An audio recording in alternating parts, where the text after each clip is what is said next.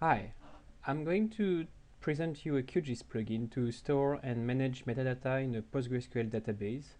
This doesn't work for geopackage or shapefiles or other file-based layer. It only works for tables which are in a PostgreSQL database. This plugin is called PgMetadata, and for metadata we are talking about title, abstract, keywords. You can define categories and themes. There is also like projection scales. For a given dataset, you can define one or many contacts, one or many links. And the plugin is also providing some search tools thanks to the locator bar, for instance, in Qgis. There is also a doc where you can see the metadata, and you can also export as HTML or PDF. So in this first video, we will cover how to install and upgrade the PgMetadata schema in the database. So first in Qgis, you need to go in the Qgis plugin manager. In the All section, type PgMetadata, where you can install it. Be sure that it's checked.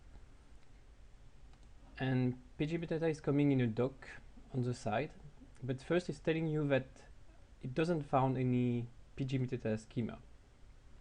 So first we need to install, like, it's not only a plugin, it's also like a schema with tables and views and fields, etc. So first we need to install it. So it's telling us that we need to go to the processing toolbox, go to PgMetadata, database, and installation of the database structure. Then it's asking me like which connection I want to use. For me it's demo, and I press run. So now the database is installed, and if I open my Postgis, I see that I have a new schema called PgMetadata, then with a lot of tables and views.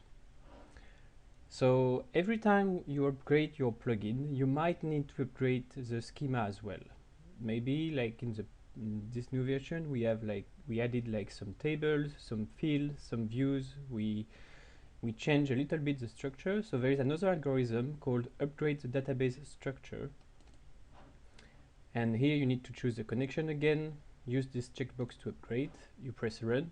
Here obviously I just installed it just a few minutes ago, so it's exactly the same. It's telling me the database version and the plugin version are the same, version 1.0.0. There isn't any upgrade to do. But you might have some upgrades.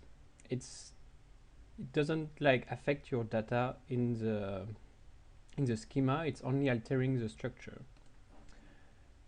Back to the doc. At the top you have a button to open the online help.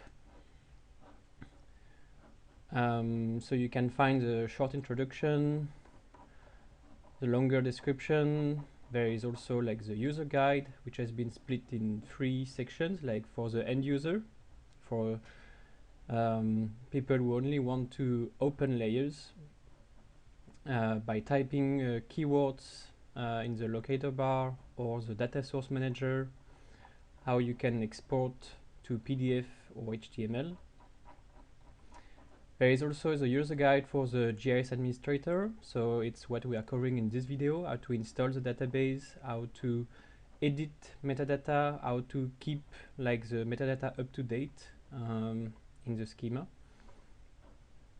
And there is also a section for system administrator, like if you are deploying PgMetadata within your organization, you might want to edit the qgis3.ini file to set up some custom variables, like where to find the schema. There is also a description about the LizMap module. It's a web viewer, it's a Qgis web client, and there is a special LizMap module to read metadata within this schema. You can find the processing documentation about all algorithms which are provided in the Qgis plugin.